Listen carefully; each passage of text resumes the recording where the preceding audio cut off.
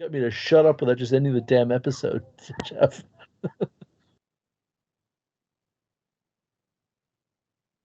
You shut up. Thank you. Yeah. Appreciate you. Right on. Dick. I told you I was going to switch it over. I was busy talking. You're exactly. Right on.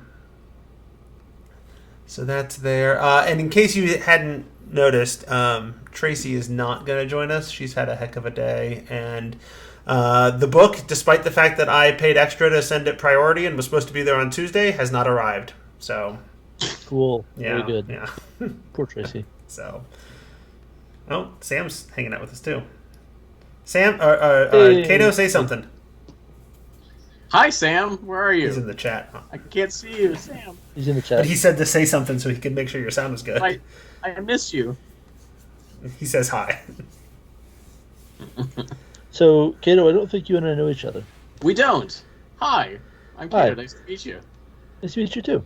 I've been working with Jeff and Sam a hot minute now on the Tome Show, and so people I don't know, awesome. Kato goes way back to like the early 4th edition days, hanging out with us, doing stuff, and hanging out at Gen Con, and friends with Randy and all of those folks. I don't know. You never overlapped with Randy either, but nope. Yeah, he died several years back and was a bit of a blow to the community of folks that he was sort of the glue that held together. Yeah, sure. So he did Behind the DM Screen, I think before Sam. Yeah. Nice. So yeah. The house. And then because he was tweeting about it, I saw that Kato got an early review copy too, and I'm like, this sounds like a great opportunity to see this friend of mine I haven't talked to in 10 years. So Awesome. We were talking earlier about how about 10 years ago, Kato won a contest on the podcast and got the 4th edition Feywild book. That's right there. That it's very hard to see, but it's a special edition because it comes with Jeff Greiner commentary on various pages. I stuck post-it notes all over it. Quite wonderful, yes. The marginalia of some ancient right. Yes. See, I was doing it before, Tasha and Mordenkainen and Volo and all those people were doing it. Xanathar, he had post-it notes, right? I've tried to put this book on eBay 5 times and no one will bid on it because Right on. Well, shall we get going? Well, Jeff, your beard is now magnificent enough to make me believe that you might be some sort of archwizard.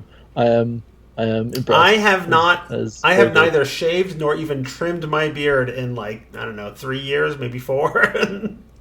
Because it turns out you can't grow a proper wizard beard if you ever, cut it. You just have to keep letting it go. That does track. No, yes. I'm hoping that by the time I die, I'll have a proper Gandalf or Dumbledore going on.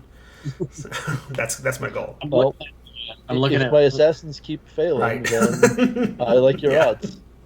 I also no spoilers. Looking at the monster section, I think Jeff appears in the monster section of this book. Oh, good. Oh, yeah, there you go. I see him. Yep, there you go. Which monster am I? Page 219. Is that one of the NPCs? Yeah, I also would have accepted 227. Yes. I am. Let's see if I can get it on my camera here. Yes. Oh, 25. Did I get it? Yeah, that's you.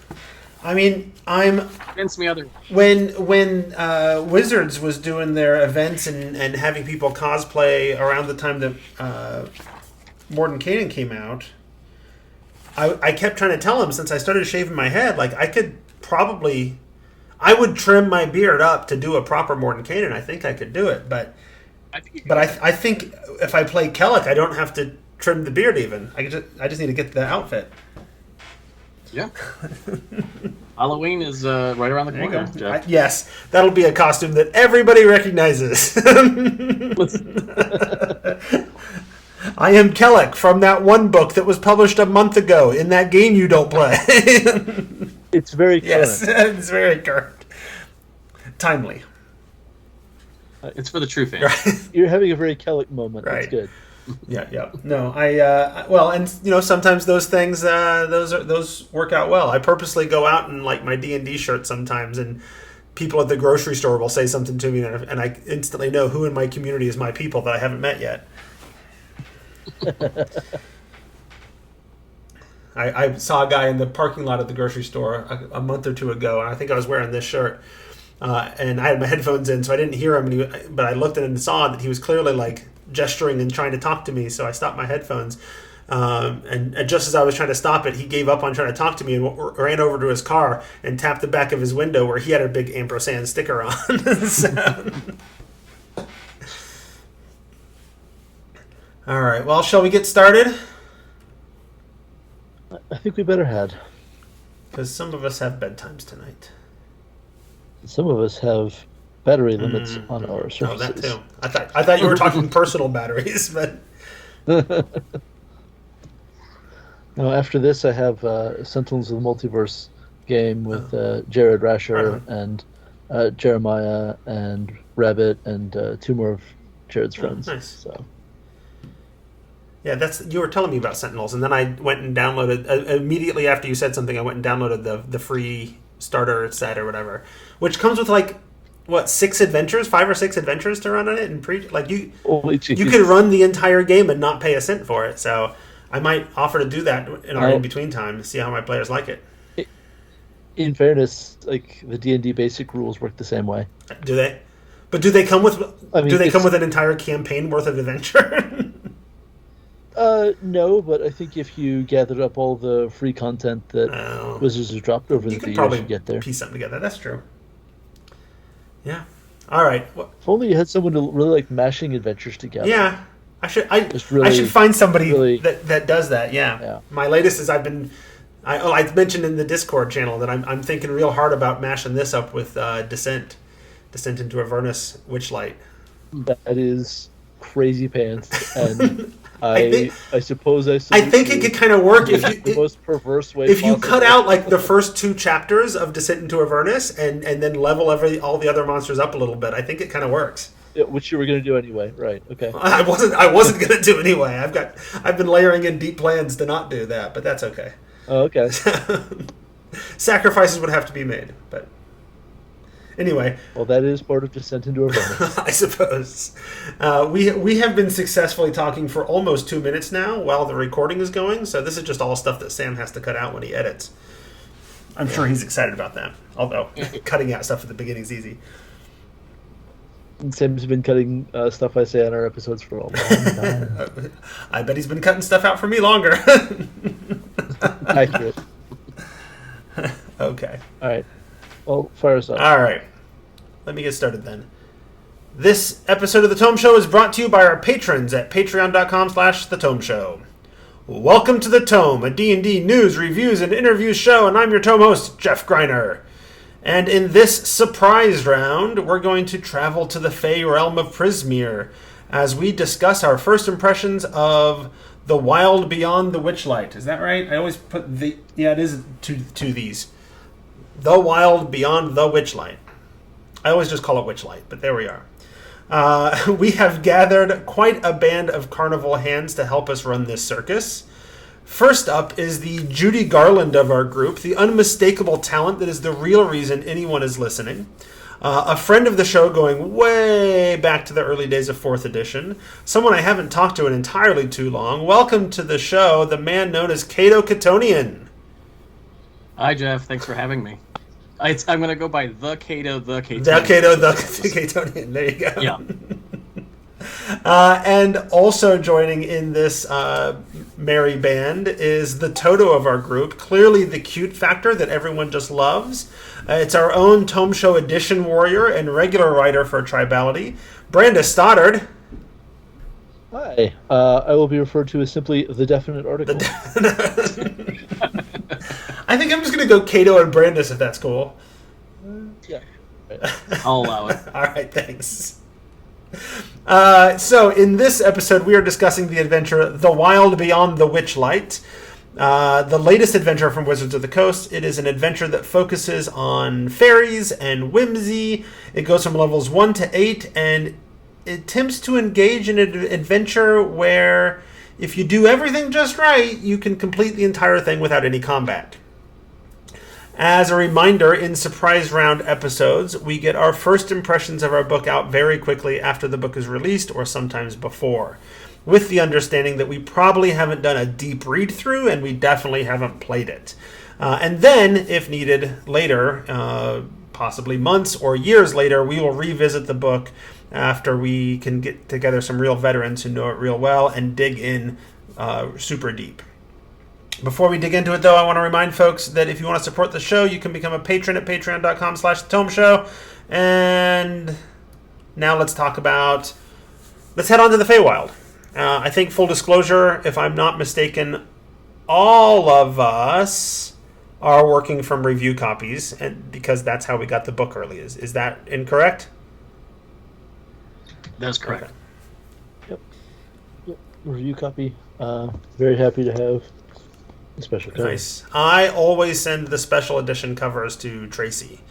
And as I mentioned before we started recording, Tracy's not with us because despite the fact that I paid extra for faster shipping and it was supposed to be there on Tuesday, it still has not arrived, and it is now Thursday. So she was not able to look at it to join us.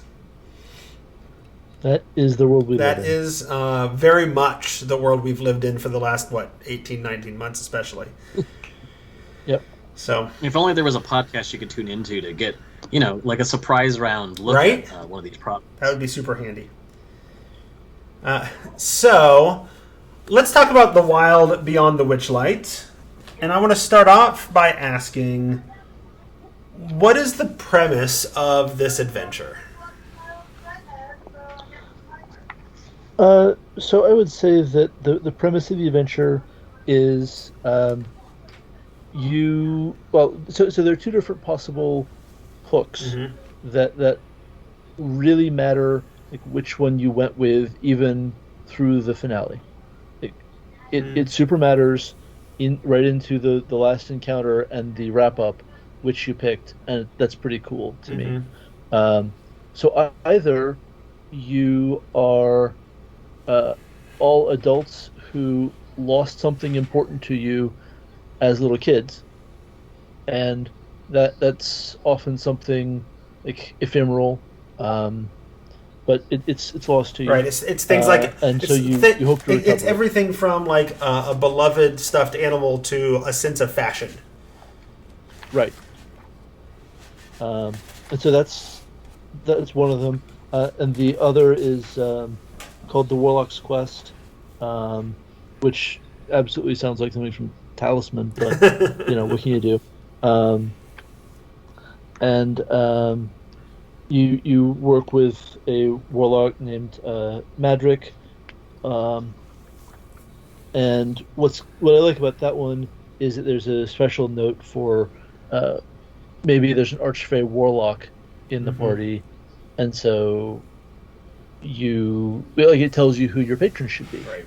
Well, and I think that's great. And the Archfey warlock sidebar there about how to deal with patrons or whatever for that hook, I think works well for the other hook too. Oh no, I agree. I think that if you're playing an Archfey warlock in this adventure, it's the right answer.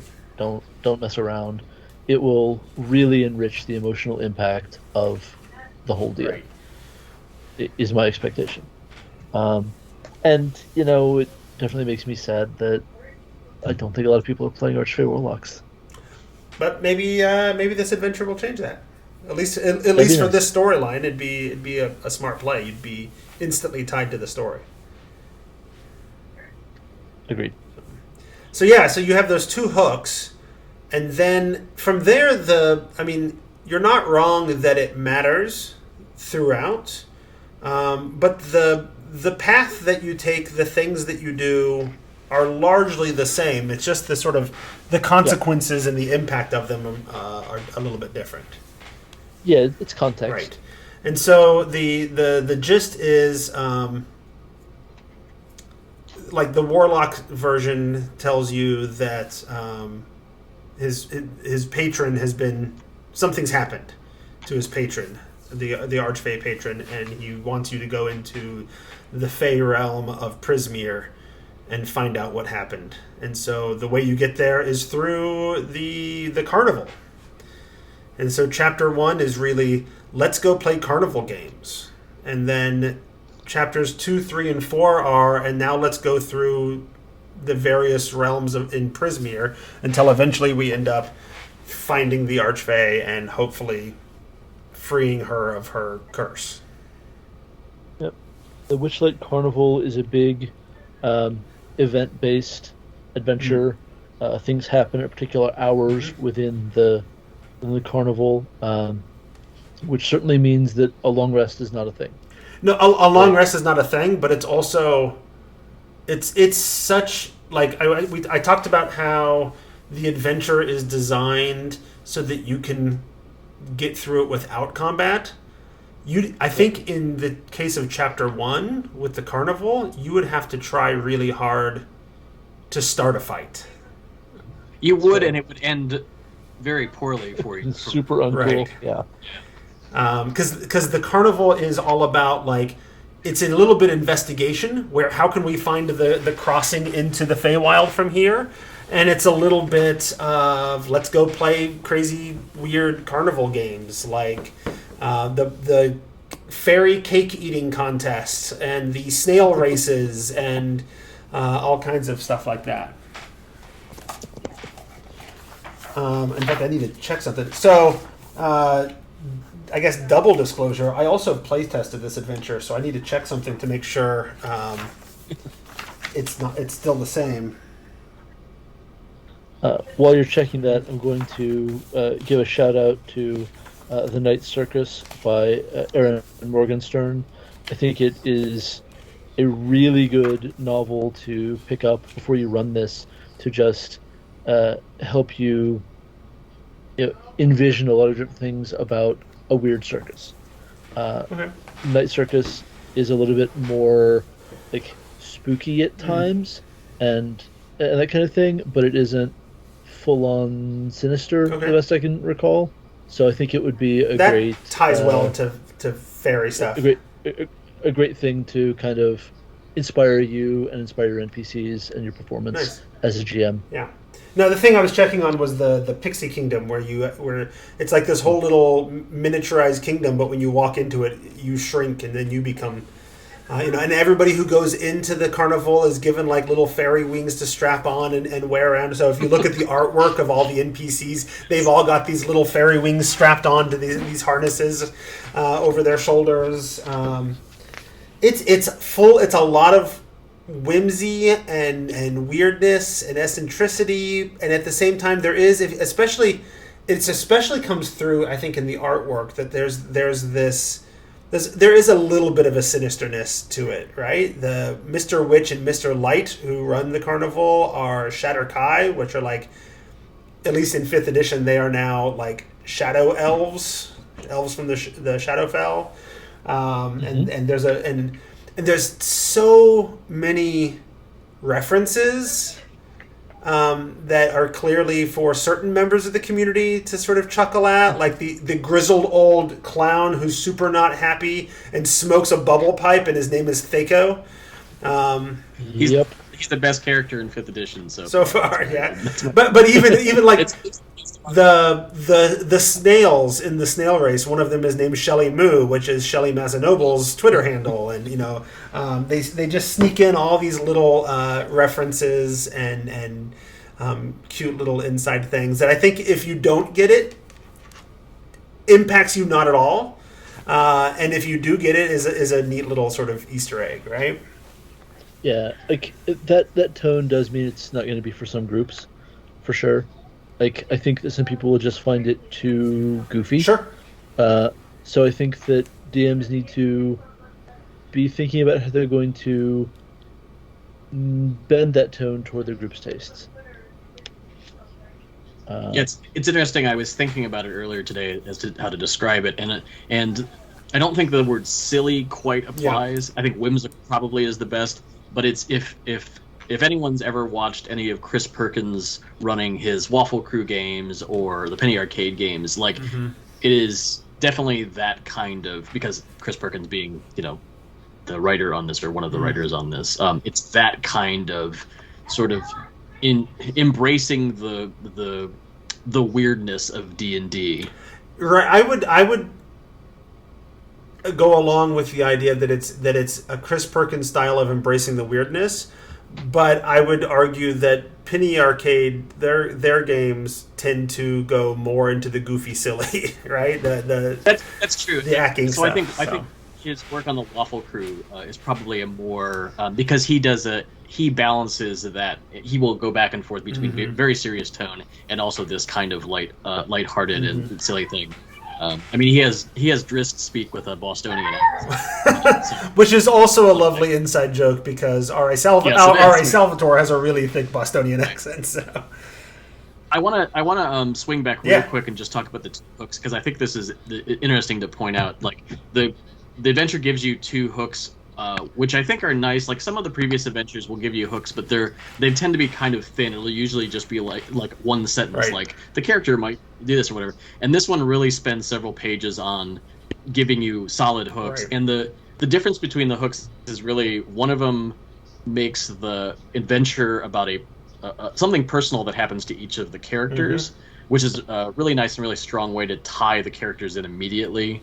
And the second one goes for the option of, it's sort of the traditional quest giver. Right. Like, if your group prefers something more like this, here is a quest giver who's going to tell you up front, this is the thing that needs to happen and this is what I want to do. And that's nice too from the get-go, because it says, like, this is what you're going to do and this is how you know when you've done it. Yeah. And it lays it out. It's a little tricky though, because like the lost item one, I forget what it's called, but you're not wrong. Like, it gives it a personal connection to every character, but it also doesn't necessarily like drive you to the conclusion of the adventure. That is the one thing I had a problem with, that I had as well. Like, GM has to be careful about, right. or doesn't have to be careful, but has to think about that, and because there's a lot of things where like the characters will be like, I don't know why there's so many places where it seems like the adventure is going to give you information about this other thing going on.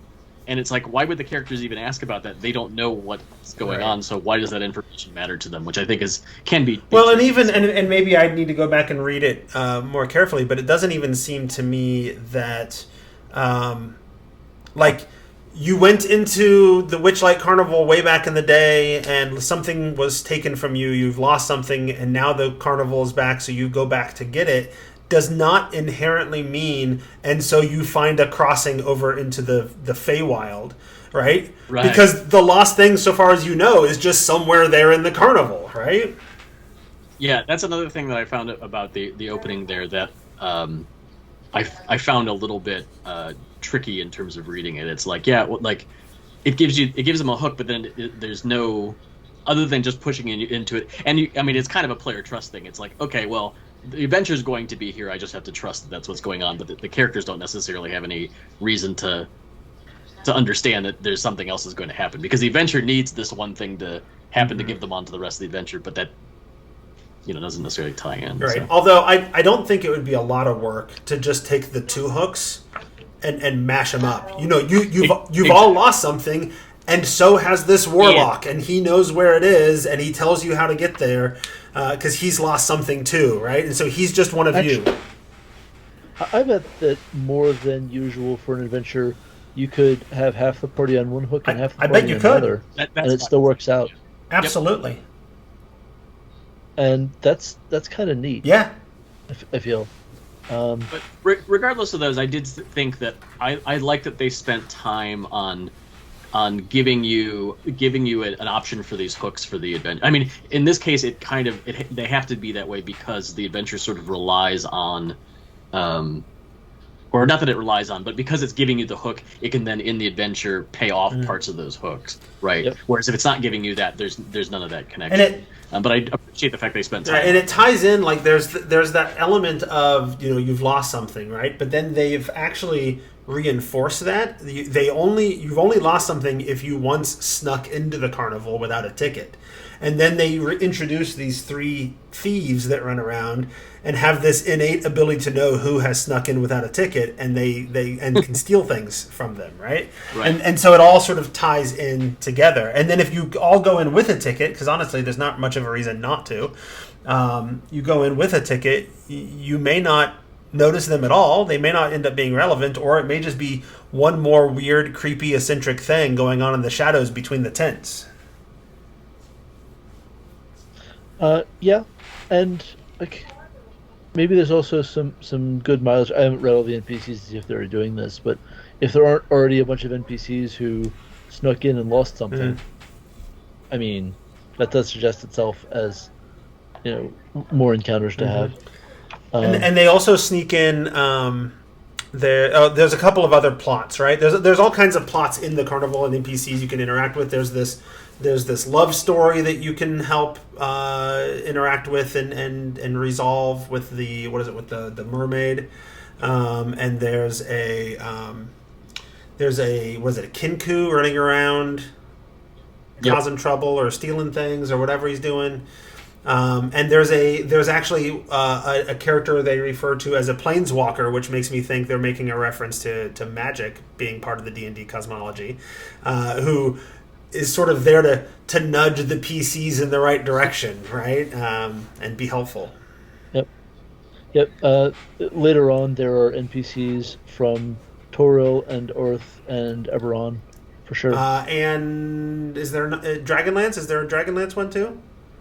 Oh, there may have been. I again have not read. There was in the playtest. I can tell you that. Fair enough. So that's another interesting thing about this setup is that you technically this other than being the Feywild, which the Feywild being part of the 5th edition cosmology, the setup at the beginning of this adventure just says that wherever you are, the carnival shows up. It shows up every year, and it's showing up again, and it has been there before. But there's no other assumption. This doesn't take place in the Sword Coast in Faerun. It doesn't take place anywhere else. So you can put it in your 5th edition game, or it could be a Forgotten Realms, it could be Greyhawk or whatever, because it technically doesn't have any direct connections to a established thing other than the cosmology, and you, like you mentioned earlier, like there are references to characters from other parts of the multiverse in here. So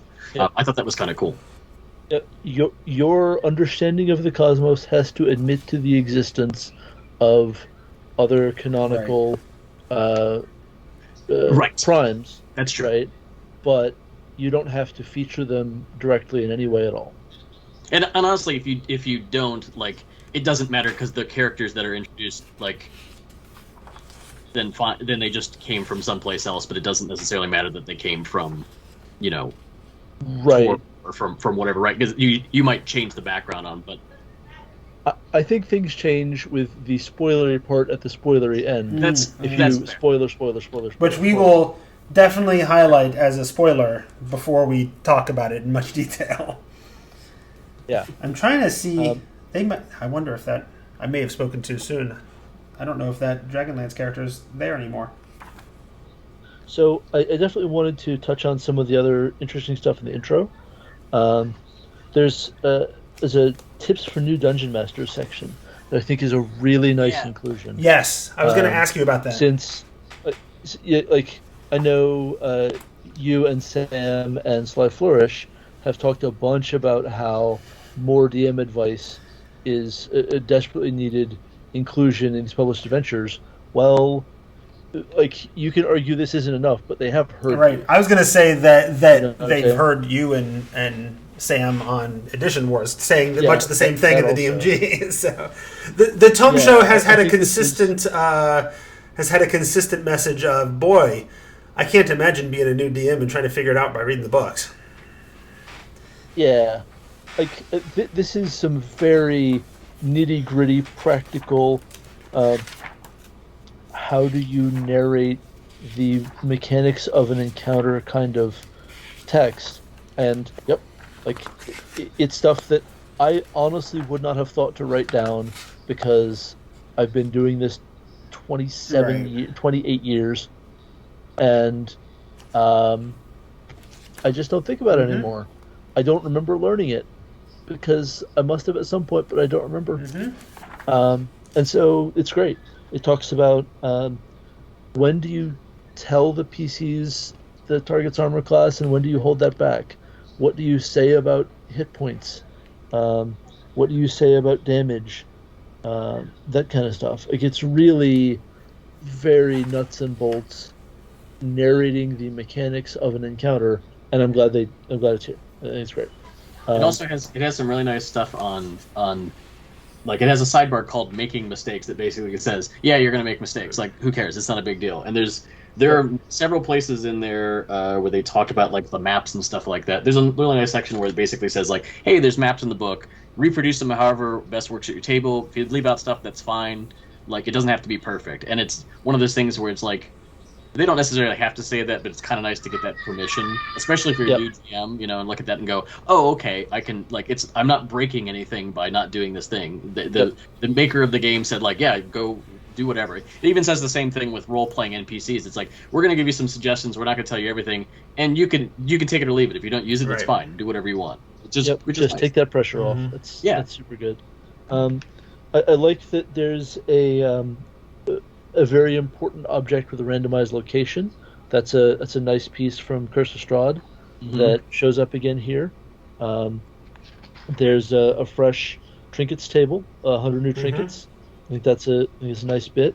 There are 2 new backgrounds. The trinkets table, by the way, is worth reading every single entry in it because they're very amusing. Oh yeah. No There's doubt. some Easter eggs in there. No doubt. There's 2 new backgrounds.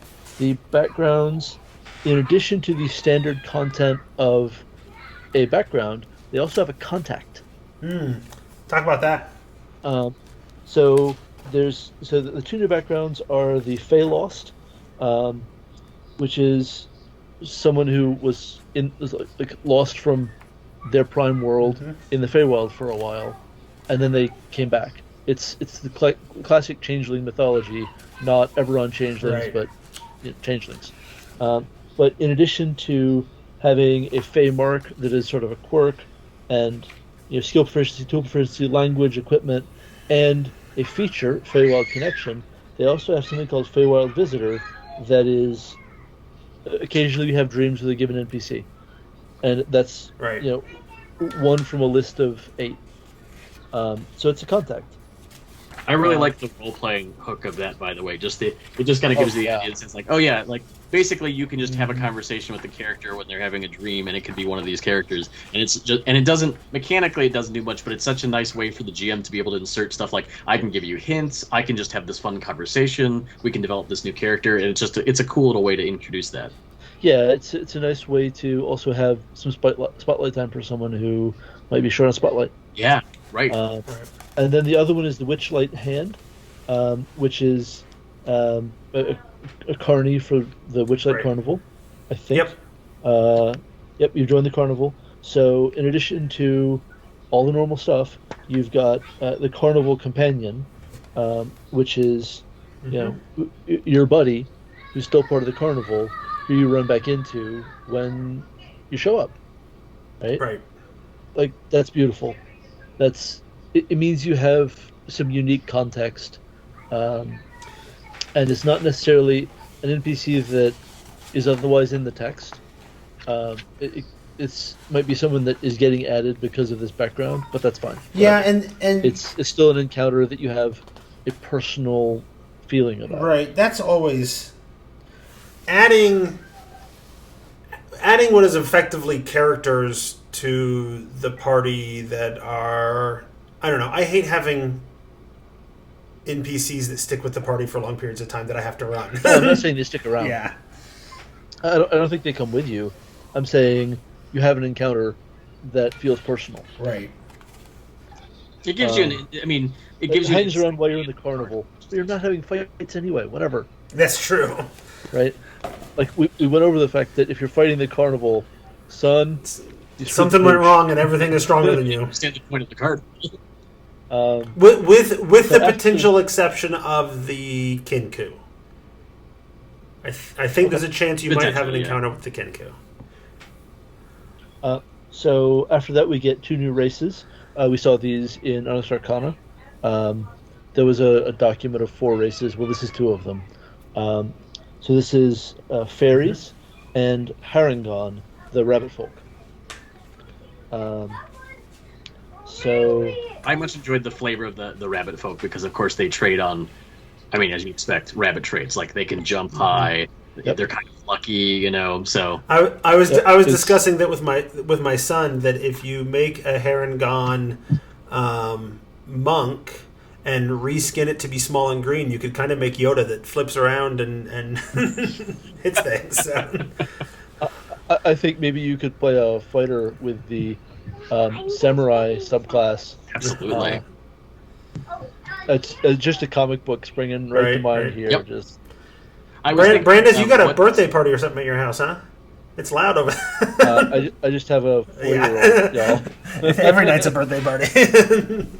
Every night's a party of some kind or other. So now that we have the Harengons, we have rabbit folk. Like, what is the next anthropomorphic thing in D&D? Because we've gotten so many so far. We have birds with the Kenku and the Aarakocra. We have turtles, and we have dragons, and we have lizards. And we have Tabaxi. The cats. And we have Tabaxi, right? We don't have dogs. Right, I was gonna say, somebody pointed out recently to me online that how is it possible that we have cat folk for so long and we don't have any dog folk?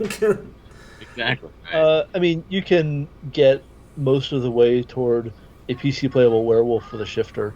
You can get most of the way toward a PC playable fill-in anthro here. True. No, very true. With shifters. Well, and that's sort of I'm trying to remember. Was it Volos that gave us a bunch of monster races? Was there gnolls in there? Yeah. Oh, because that would be dog. Yeah. I feel like at that point in J&D's discussion of gnolls, all gnolls were evil and possibly fiendish. Yeah. But as long as I got the mechanics, I can file the rest of it off. We haven't seen an insect folk in 5th edition yet, right? Like, there's no because we don't have saving it for Dark Sun, yeah. Right. So we have lizard folk, obviously. Right. Lizard folk, sure. So that's more or less, you know, and you go through this whole process of playing games and having fun, and then there's all these events that take place throughout the carnival. Because we have successfully spent half of our time and we haven't gotten out of chapter 1, which honestly is fine. Because chapter 1, it's interesting to me. Chapter 1 is where the brand team has spent like all of their time in marketing this. Yep. So the cover of the book is all about the circus, at least of the standard cover, right? Is all circus themed. That's Mr. Witch and Mr. Light on it. It's always interesting to me that, like in an adventure, what you put on the cover, because the cover is really evocative of chapter 1 and nothing else. Right? Because once you get out of the circus, you don't like what you did in the circus matters, but you don't really revisit that circus theme again through the whole adventure. Sure. Right. But that said, I like the fact that what you do in the circus matters.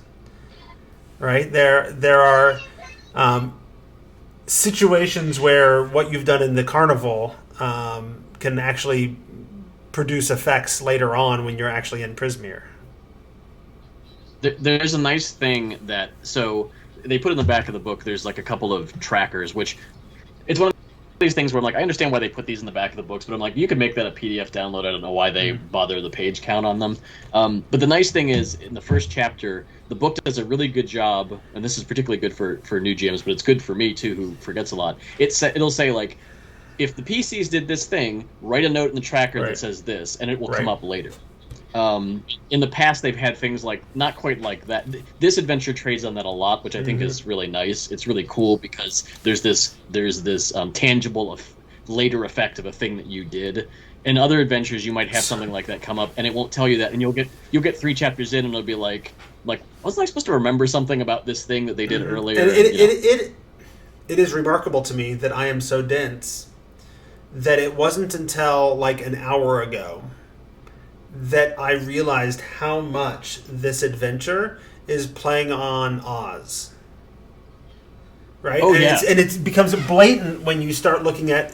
So long story short, you go through the events at the carnival, and eventually you're allowed to go through the portal or whatever to Prismeer. And there you've got the realm of Prismeer has been broken up into three realms controlled by three hags that have taken the land from Zybilna, the archfey who ruled the place. And in order to get from one of those realms to the other realms, you need a guide. One of the guides is a little scarecrow. One of the guides is an animated oil can, and one of the guides is a dandelion, which I had to I had to think about because even the lion in the Wizard of Oz even refers to himself as a dandelion. And so it's clearly there was there and the circus theme, and there's balloons, hot air balloons in Prismeer. Mm-hmm. Like it's very clearly jumping to the end. One of the big threats at the end is the Jabberwock. And of course you can defeat it with the Vorpal sword named Snickersnack. And so like it's clearly like leaning into that really heavily, and I bring that up now because we were talking about how the things you do in the circus sort of are mirrored later on when you're going through Prismeer, in the exact same way that like the things that Dorothy goes through in Kansas then becomes mirrored in her experiences when she goes to Oz. Like the things that she does and the people she sees kind of show up again in this fantastical world. And so I realized all of a sudden that's kind of what I imagine that's kind of what they were aiming for. They were trying to, you did this thing and then it showed up here too. Ha ha, just like the Wizard of Oz. So I think that's wonderful. Go ahead. No, I just want to say it was wonderful. Like that's a nice. What follows, actually comes from what came before in what feels like a way that means something. Yeah. So this adventure is, if you needed to sum this adventure up to anyone to give it like a parallel to something else, it is a D&D take on Alice in Wonderland and Wizard of Oz. Those are the two strongest, I think, influences on there. There's obviously other stuff in, and maybe a little bit of The Hobbit if you want to go for like the Tolkien-esque part, but I wouldn't say that's a huge thing. But if you talk about whimsical compared to... And do I remember correctly that there was talk back in, was it Out of the Abyss, that was sort of themed to Alice in Wonderland? They definitely compared that to Alice in Wonderland. Especially around, I think the wedding scene, kind of. Well, and all the NPCs that you start off with, kind of, many of them are allusions to characters from Wonderland, and so that was in my mind that was Alice, and this time they decided to do Oz. So, so anyway, we ran through the end of the first chapter, but then you get to the three realms, hither, thither, and yon, controlled by the three hags, who have stolen Prismeer from the archfey Zybilna by basically freezing her and her entire palace in time. And while Zybilna and her, entourage are all frozen in time, the Prismeer is ripe for their taking, right? Yeah. I think it's important, and you're saying it here, but I think it's important to point out, because if you wouldn't know if you don't have this product, that this is a Feywild adventure, but it's an adventure in a very specific and previously this is a new creation for 5th edition as far as I could tell. I didn't find any references to this particular domain previously. So it's... If you're going into this expecting this is a Feywild adventure that's going to have like the Sea League Court or anything like that, that's not what this is. They're picking a specific chunk where you're adventuring in that's kind of new. Not that that's good or bad. It's although just there are it's not like you're going to Shadowfell and exploring. There are allusions to the rest of the Feywild because there is a character that is there that is an agent or whatever, a messenger from the Sealy Court that was trying to convince Zybilna to team up against the those giant things that they fight sometimes, the Fomorians. Yes. Which it. Also, I wanted, before we go on to this, I did want to circle back real quick to talk about the and I think this is true for the rest of the adventure too, but like one interesting thing I think about the opening chapter which takes place at the carnival, like I definitely think I don't know that all groups will jibe with it because it's a whole chapter about kind of just doing some exploring, doing some investigation, and just playing some fun games because they're there. It's very role-playing heavy, which is fine. But like, I honestly thought, like, reading it, I'm like, man, if I'm like the guy who's the a fighter who just wants to kick down doors and bash skulls, I'm going to be bored out of my mind in this chapter. And maybe you definitely need to have a conversation with your players to see if this is the kind of story that they're interested in trying out. Honestly, I find it refreshing. Because every other adventure that's been published can be solved by kicking down the door and hitting it with your axe. And I find this to be a different take that I've seen in all of my playing of D&D. I haven't seen an adventure that quite captures this kind of whimsy and can be is not at any point, even in the big conclusions sort of stuff, there's no like we have to kill the big bad, because you don't have to kill any of the big bads. Right.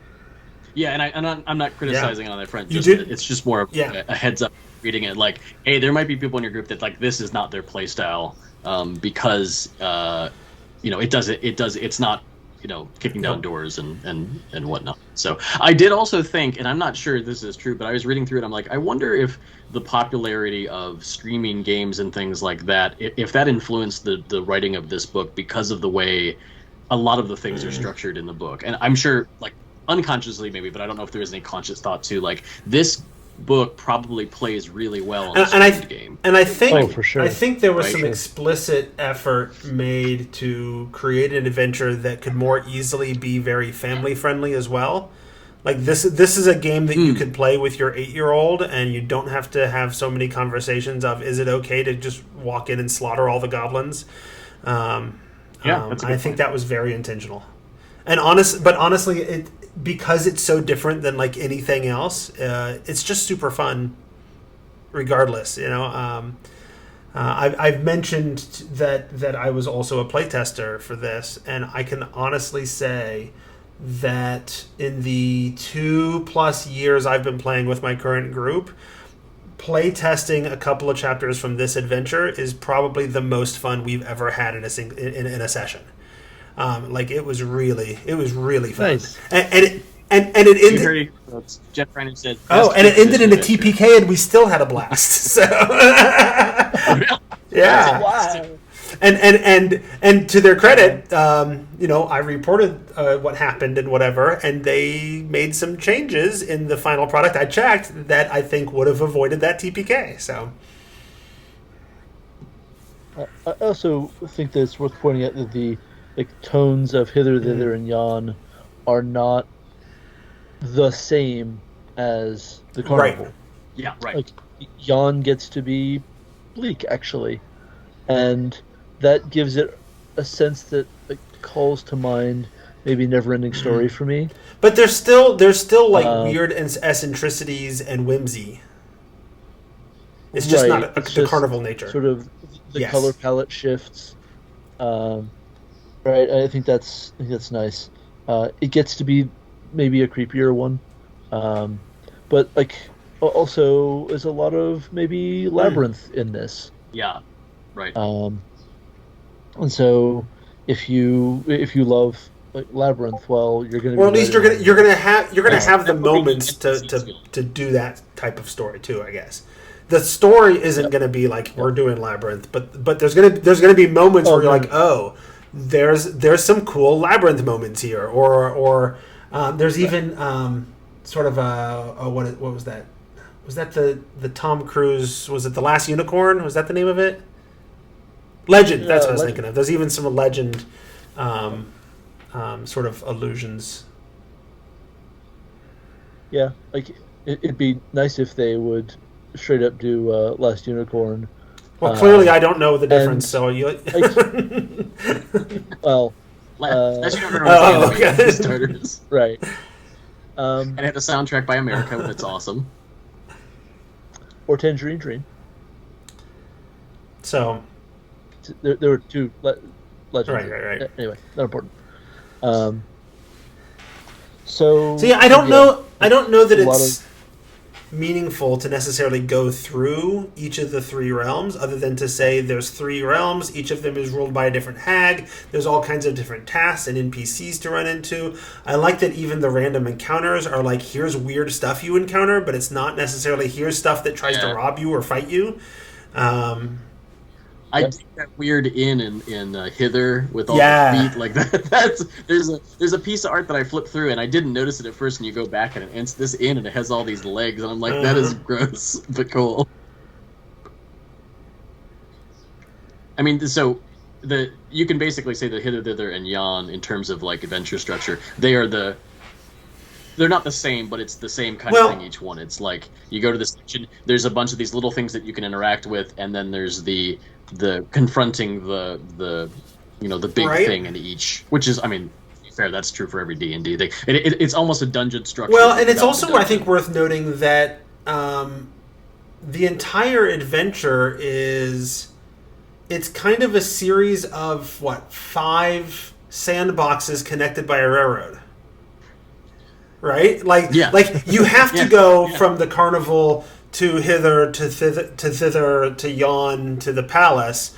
But once you're in those individual places, like you can go anywhere, and there's a dozen. It's like a whole bunch of little mini Barovias. Like Barovia was, there's definitely a beginning and an end and different events that take place, but it was a little sandbox, right? Each of these places is like a little mini sandbox. And you can do a thing, but you're going to everybody's going to enter one way, and everybody's going to leave one way. But everything in between is pretty fluid. And what I like is they kind of give a hat tip to that in the marketing, because this is a domain of delight. Right. Instead of a domain of dread. Got it. Right. Yeah, like as sort of the Feywild spins off domains of delight, the Shadowfell spins off domains of dread. Yeah, I'm kind of into that. Yeah, I can buy that. It does make me want to see maybe an astral that spins off domains of dream. Ooh. I might be super into Sandman though. Now I gotta. So what would be like? What would the ethereal spin off have domains of, or the Do we go through all the inner and outer planes too? And do they all have? Do they all have to have the alliteration of domains of something with a D? Right. Well, if something doesn't wind up getting called a domain of destiny, eventually, sure. Like go back and try again. Come on, wizards! I mean, although how much space was there between domains of dread and domains of delight? Right. I guess if they add one new domain per decade or two, then they're doing all right. Yeah. Right. Yeah. So I was curious, and Jeff, maybe you can speak to this if you ran any of it, and you may or may not know. But so I read through most of Hither, the first area, and so there are all these little.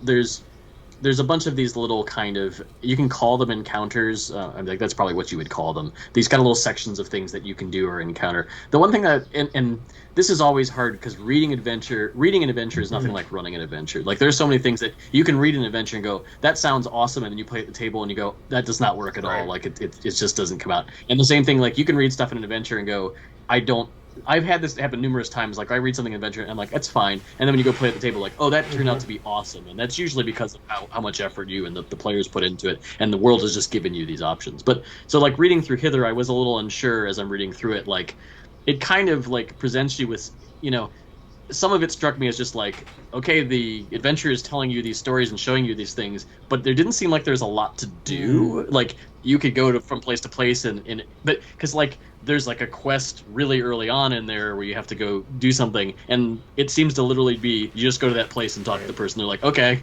And I'm like, but what do you do? So like, I don't know that I can necessarily speak to that because the chapters that I ran were the first one and the last one, which are the only two where that's not the case, right? So I don't know how that'll play out, but I can tell you that having those NPC, especially if the Witchlight Carnival becomes precursor. Because it's much the same way. You kind of have an end thing that you need to do, but there's a million things and NPCs to meet, and you ran into this lovesick mermaid, and that becomes your own little. You create your own little side quest because you're interested in that, or whatever. So I think it's a lot of that. So yeah. I think you're right. Like it's one of those things where I'm reading it and I'm like, I can't tell how this will play out, and I think it really depends on your group, because you're often surprised at what your group may latch onto something and really dig this tiny side story or something you made up at the table, and that's great. Like that's one of the great things about D&D. I have to say, on a note that is not a critique of the book or what Wizards has done in any way, shape, or form, because I had so much fun all the way back at the playtest, I knew I wanted to really invest in this, and I bought the Beetle and Grimm Platinum Edition. And so, which is another reason I'm half considering, like, maybe we'll do Witchlight into Descent into Avernus, because I have that Platinum box, too, from them. So it'll be just a whole campaign of all kinds of, like, handouts and props and things. But one of the things they have in it is a little plush of the fairy dragon, Sir Tolliver or whatever, which is cool and it's interesting, but not really a major character. Like it's not like Lulu from Descent into Avernus, where this is a plush that's going to be following you around for the entire game. It's a really and I'm kind of disappointed in that, in what Beetle and Grimm did with their plushes, if only because if you were going to pick something that was just kind of cool and cute and quirky, but isn't a major thing that you're going to deal with for the entire adventure, I kind of wish they had done the little baby kitten displacer beast that I'm reminded of by looking at Brandis's cover, because that was super cute, and I want like a really soft, plushy baby displacer beast that would have been just fantastic for that. So they've really gotten a lot of leverage out of little baby monsters lately. I think there was a product that came out at one point. There was a third-party product, and now Wizards is like, yeah, they're right. That is kind of cute. So now there's a little baby like owlbears and displacer beasts and stuff in all their adventures. Right. So ultimately, we kind of skim through that. You go through the three hags' realms, and basically you go through a thing. Especially if you did the hook with the lost items, odds are those lost items are in the possession of one of those hags, and so you ultimately like confront them or do a thing for them or to them or whatever, and you find one of the lost things, and the hags have like turned all of your lost items into magic items or something, as I recall. And then you finally end up at the palace, Zabilna's palace, where you find that the entire palace has been frozen in time by the Cauldron of Igwilliv. And since everything was frozen in time, anything that was there when it was frozen is frozen still, but anything that was like not there and has come later is not frozen. And so there's still all kinds of fun and quirky NPCs that have shown up, and there are other adventuring parties. As I recall, are they both frozen or is one of them frozen? I don't recall now. There's a good. It's some of them are frozen. I think is the. I think there's some that were not there at the time who are. So you've got the basically the evil adventuring party and the good adventuring party running around, interacting with you through this whole thing. One of which is at one point in the marketing they were pushing the fact that was it Warduke shows up as this classic D&D villain as part of the evil adventuring party. Yep. A bunch of my friends commented on having had the action figure of nice. War Duke. Yeah, there he is. War Duke. And then, which they had Perkins had made a reference to in Xanathar's guide, where there's a dread helmet in the list of common magic items. There's a dread helmet, and all it does is it looks cool and it makes your eyes glow. And it was clearly a reference to War Duke. So it reappears in this book, and it has artwork for it, which is nice. And so you go through the palace, and there's this door mechanic thing where sometimes you can open the unicorn doors, and sometimes I think it's unicorn, and sometimes you open the lion doors, and you can get access to different things and different characters and secrets and whatever by opening certain doors at certain times or what have you. And curled around the cauldron of Igwil that has frozen everything in time is the Jabberwock that Zybilna apparently treated like a pet, but it was gone at the time that everything froze, and now it's there, which is kind of your big threat, right? Because the Jabberwock is a badass creature to be fighting at 8th level or 7th level, I think you are at that point. And that's also where you start to get some hints and some clues about what Prismeer is and how it came to be. And I think this is where we warn everybody that big spoilers are coming, or not. Hold on. Brandis wants to say something before spoilers. So I want to get this in before we go to spoilers, because I think that people might need to skip the rest of the episode once we really get into spoilers. We don't have a good way to tell them to come back. No, because we don't know how long we're going to talk about it. Unless Sam wants to go into in editing and say, hey, they talk about spoilery stuff for X number of minutes.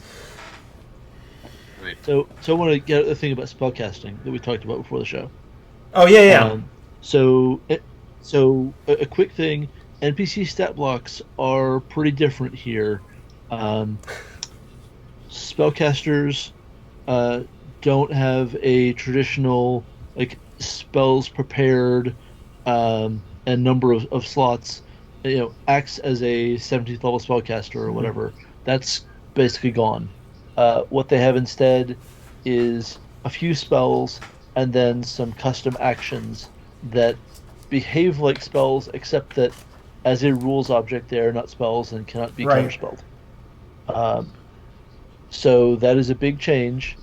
We'll see what that means going forward. Right. So the sorcerer from the evil party, for example, has an ability, an action called Sorcerer's Bolt, which is basically it's force damage. So it's basically what? It's not magic missile. It's 2d12 force damage, but it's basically a spell that he can do at will, and doesn't count as a spell. So you can't counterspell it. Right. I mean, basically, that's like Eldritch Blast. Yeah. It's just he's supposed to be a sorcerer. He has a sorcerer's bolt. It's not a spell you could learn. It doesn't behave like any actual extant spell because. And each of them has one of those, and then they still have spells, other spells, right? So if they try to do, if he tries to cast Mirror Image, you can still counterspell that. Sure. Yep. But they all have a primary attack that can't be counterspelled. The Ancient Paladin's aura that I think have spell damage doesn't affect it because it's not a spell. That kind of thing. And a bunch of them also have special equipment, so that's pretty cool. Because they're enemy adventurers. They have cool gear. I saw in this adventure, maybe for the first time, and I'm sure it's not the first time in 5th edition, but it's really rare. There's an NPC early on in Hither who has a bonus action, and they rarely give give stat blocks bonus actions intentionally. Yep. It's super uncommon, but they have done it a tiny bit here. Scabath and Nightshade has a bonus action. Their War Duke has bonus actions because he's a fighter. I wonder if they're changing if they've decided like, bonus actions maybe aren't that big of a deal. A DM can handle it. Because I think the original thought was like, we don't want to make the DMs have one more thing to track, so they weren't giving bonus actions. But yeah, I don't know. I'm not sure what the like meta thinking is there. It does feel like they have, so with that stuff with the spellcaster, I do like, it's hard to talk about it without showing us a stat block because you need to see the text, but so like previously it would say for a spellcaster, like it would list the levels and the spells at level, and now everyone in this book just says at will and then a certain number of times per day, and it lists different spells, which is much easier as a DM to run, and it's kind of like they're looking at some of the lessons from 4th edition, how they did the powers for those, and making that a little bit easier to run at the table. It also it is very much more like a 4th ed NPC. It also takes a lot of the advice for spellcasters from the monsters know what they're doing and makes it moot because you can't upcast things now, and honestly, like point. There are situations where I've cast Mirror Image and you're going to counterspell it or whatever, right? And what is the number I've got to hit on a Dispel Magic or something like that if I have to roll? Yeah, I assume it's cast at its lowest level, right? But we don't know what the spellcaster's level is. I suppose the spell's level is what's most important. Spell level? Yeah. Although maybe you just use the maybe you just use the spell save DC as the DC to hit with those rolls. I don't know, because that changes the math of a bunch of how the game works. I am a little surprised that they instituted that change and they didn't have a call out that said, "Hey, experienced DMs, we've made this change to our formatting. This is how we feel it's going to be played out." I don't hate the system because one of the things I've hated for a really long time in stat blocks in multiple editions is giving me a bunch of spells that now I have to look up and track slots and remember that they can upcast them and do all that kind of stuff. It's just it's extra stuff to track that I don't want to do as a DM. But changing it at this point in the edition changes the mechanics of a bunch of other things, Yeah. Right. Yeah, I'm very much of a mindset that I like spells that NPCs cast to be real objects in the rules that players could learn. Like, this NPC works like me, feel that communicates something, that feels like something. Especially if you're playing a wizard. Like, oh, I killed that wizard. No, you can't have his spell. It's not a real spell. Is frustrating. I'm willing to kind of be, alone on this one if I gotta, but this does bug me. I think, and so let me proffer this. I wonder if it bugs you because you're on the DM side and you're seeing the matrix, as it were. Whereas if you're on the player side, when that spellcaster casts the spell that's like fireball, but it's just a power for him, to a player that just looks like fireball. Until they try to counterspell. No, it doesn't look like fireball because you can't counter it. Oh, because you can't counter it, right? No, okay. Right. And that thing that looks like a magic missile but can't be shielded because it isn't a magic missile, that's a problem. It's so altering the meta in a real way, and like the spells have been written up to this point as if both PCs and NPCs would use them, and that stops today. Well, we don't know if it stops today. Really we know dangerous. It's not true in this adventure, and this adventure is. They could argue it's a Feywild thing, right? Like, this is just a magical power. Or we're trying to make something that's family friendly, and we don't anticipate a lot of combat, and you shouldn't be having to deal with it very much anyway. Sure. So let's just make it simple for DMs. The future's a mystery. That's fair. So. They have seemed to go in a direction, and then there is a degree to which I have a real appreciation for the fact that Wizards with 5th edition has been willing to experiment a little bit and figure out what works and what doesn't work.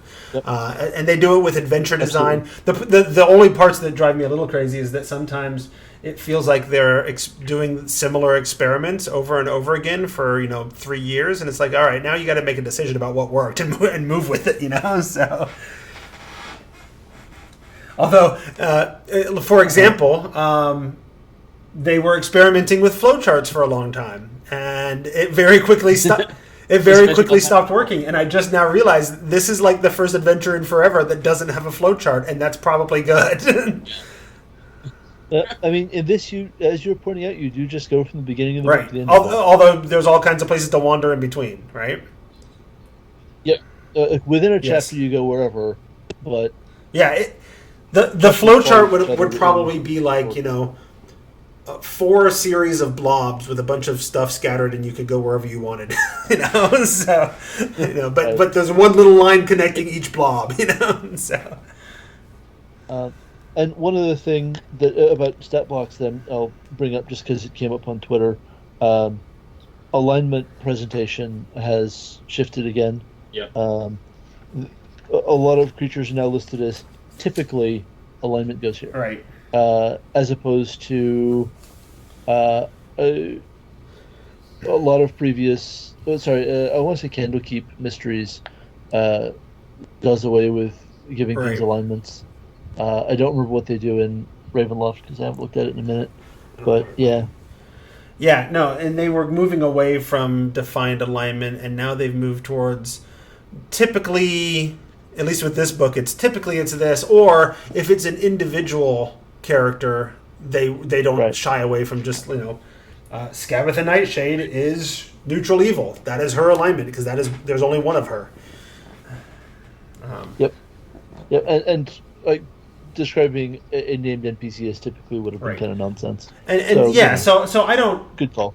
I don't know that I dislike this shift. I think they were right to move away from just saying all orcs are evil. Or even implying it, because the text does say, like, what we're saying here is a trend, and they have plenty of NPCs that break trends. Another nice thing, a lot of the named NPCs have traits, ideals, bonds, and flaws. They do, yes. Yeah. So you get a little tip on role-playing for them as a DM, which is useful.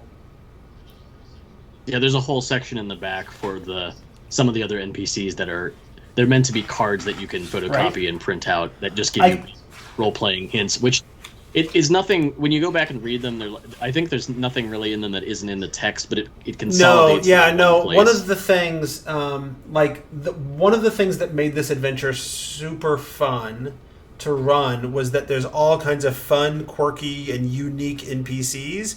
But as a DM, that's also really hard if I have to play lots of them in sequence or in the same. I liked doing it here because there weren't like all of them all at once. I hated doing it in Out of the Abyss because there's 15 NPCs on chapter 1 and you're playing all of them simultaneously and through the entire game. So. But I like the idea of the cards. The only thing that I dislike about the cards and the story tracker that they put in and that kind of stuff. Oh, what's this other one? The stage frights lines. There's all kinds of different lines you can pull out. Is that yes, I could photocopy those and use those, but they're pretty good at making cards and poster maps and stuff. I feel like those could have all been punch out sort of cardstock pages that it'd be really cool to get. Although who knows, maybe in the accessory set that they'll sell with this that I don't think is out yet, that'll include these things too. I expect that if they added too much more than the poster map. The poster map in the back, that's probably true. Binding. You're probably not wrong, and they've had a history of binding problems in 5th edition publications. Lord have that. Yeah, I definitely have some bad bindings that, we rebound them, so they're fine now. But yep, I had both my first player's handbook and monster manual spiral bound, so which I think I did a whole episode about. Okay, so. It's also, before spoilers, it's this has been talked about on social media or whatever, but it is always nice to point out this is a gorgeous book. Fifth edition art is always good, but it's really hard to get across in pictures until you see this book in person how pretty it is. There's this really cool the corner page. So, and they've done this in other books. The corner pages where the numbers are have a little splash on them, and this one they're different colors based on the section. So if you look at the spine, there's this nice see it in the video. Yeah, right, and it's nice. it's actually. It actually does work because you can just glance at it and go, "Oh, I'm still in the thither section or thither section." But even the splashes behind the splats behind the art are really pretty, and there's some subtle diagrams. And this book does a lot of purples and blues and these sort of really bright hues. It's really nice. It's very and they haven't done Yeah. like I don't remember Wizards doing much in terms of really evocative Fey Wild or Fey stories very much in the past. And so I feel like it needs the visuals to really put you in that place and to visualize it and what have you. And they did it, and it's brilliant. And well, Jeff, there's been one really good one. what am I not thinking of? Candlekeep Mysteries. Well, come on now. Yes, but that's not a whole book. That's not a campaign. That's a one really good adventure that I ran and thoroughly enjoyed. So the other creature that totally should be a plush is the Campestry, which is actually the one that was done by a friend of the show, Claudio Pozas. And I was, and he was talking about it on Facebook, and I'm like, if you want to make $1 million right now, start selling plushes of this. And he says, boy, I wish I could. But apparently Wizards owns the rights to do that kind of stuff. So he can sell prints, but he can't sell plushes. So, well, he just needs to market it as something with serial number. Right. So there's several things in here that would make some really good fun little plushed things. So maybe Wizards will jump on that and make some fun things. Maybe. Okay. All right, it's 9:25. Right. Should we jump to the end and talk about spoilers? So big super spoiler alert. At this point, if you are listening, you are willing to hear exactly what the big secrets are of this story. If that is something you want to save, you should probably stop listening. If you are a player, you don't have a choice. I demand that you stop listening now if you are a player. This is a cool reveal. I think it would be a lot of fun in play. So make your own decision. But man, I would love discover to this. Like run into this as a player and have this reveal hit me. I think it's cool. Okay, so let's talk about Zybilna. So Zybilna is the Archfey that created and ran Prismeer. Zybilna is the one that's frozen in time because of Igwilv's cauldron, and who the warlock is the patron of and whatever. But there are hints early and real strong clues in the palace that Zybilna does not simply go by the name Zybilna. But Zybilna is actually Igwilv, which is one of your clues, right? That the Igwilv's cauldron is sitting here in Zybilna's lair. But those of us who know deeper D&D lore, especially Greyhawk lore, Igwilv is also Tasha of Tasha's Cauldron of Everything, right? So the Archfey that you're going to save is actually the big badass arch wizard who talks about how silly Mordenkainen is, right? Yep. And it's all like an elaborate ruse she's put on, but she's awesome enough that she can still grant Archfey warlocks their powers. And that's pretty cool. How much of it is a ruse? I don't know. I've always sort of considered it. It's not that Tasha is pretending to be Igwilv or Zybilna. She just is those things too, right? I think that's a fair read. And the text talks about her hiding. Oh, okay. Well, but she has a history of Fae, right? She was raised by Baba Yaga, and so she has this Fae background, and you start to see clues of it early on. I think there's an allusion in the carnival, there's like a display case that talks about Tasha. There's a display case with her, and there's the connection. I think they tell you that she visits when your PCs are children. She takes a part in that. Like there's a connection there because there's a line later on that that references that. Right. If I remember and then correctly. So they do a nice job of putting these little connections. Like once you get to the end, you're like, oh, okay, they put all these things in. Well, and it gets if you go to the right place in the palace, there's even like images of her from the past, present, and future. That you see the little chicken foot tattoo on the cheek, and there's those like paintings of her in her different forms. There's Igwilv, Zybilna, and Tasha all there. And you start to put two and two together real strongly at that point. I believe you can also get a chicken foot as one of the trinkets.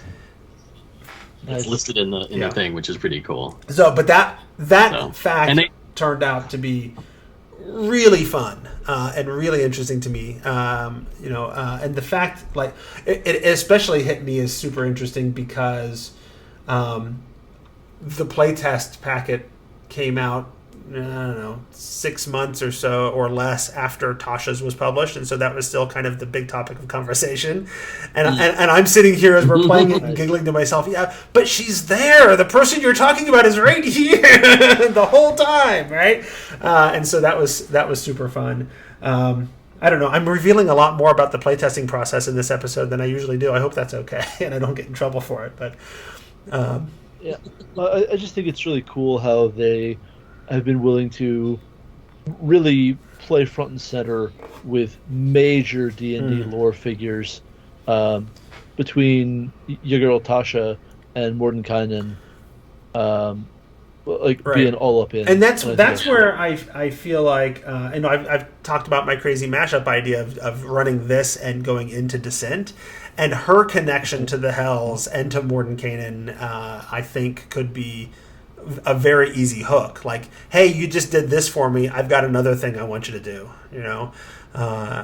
and send them off. Skip the whole Baldur's Gate and Elturel stuff completely, and maybe she's decided that she wants to futz with who's going to rule Avernus, and she wants to displace Zerial or whatever, whatever it is. But you could very quickly turn it into Descent into Avernus from that, because that's honestly one of my concerns when I see an adventure that goes 1 to 8. I know my players aren't going to want to stop at 8, and now I have to figure out what the rest of the campaign is. Sure. Yeah. The milestone leveling here is especially well, and it has to be because it's intended to not be combat heavy. So. Yep. I will say I was happy to see like when it was like, oh, it's an adventure 1 to 8. And it uses milestone. I'm like, oh, thank goodness, because that means like if I run this, I might actually be able to finish it in in my lifetime.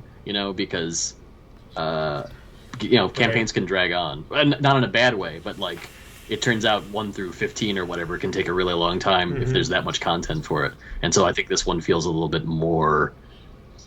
I don't know. Accessible is the wrong word. Right. But doable. It's not adding stuff just to justify leveling up constantly. Everything that's there is fun and meaningful. Yep. All right. Agree with that. Any other last thoughts that anybody who we told not to listen to spoilers isn't going to hear? Oh gosh. My group is super looking forward to this, based off of having already done a big chunk of it. They definitely want to go back and play around with it some more and do it again. So that is high on my list of plans. I don't think I have anything specific except like I do love the magic items. The new magic items are slick. Oh man, that Vorpal sword though. That cauldron though, that thing is awesome. But you're not going to walk away with that cauldron. That's hers. So.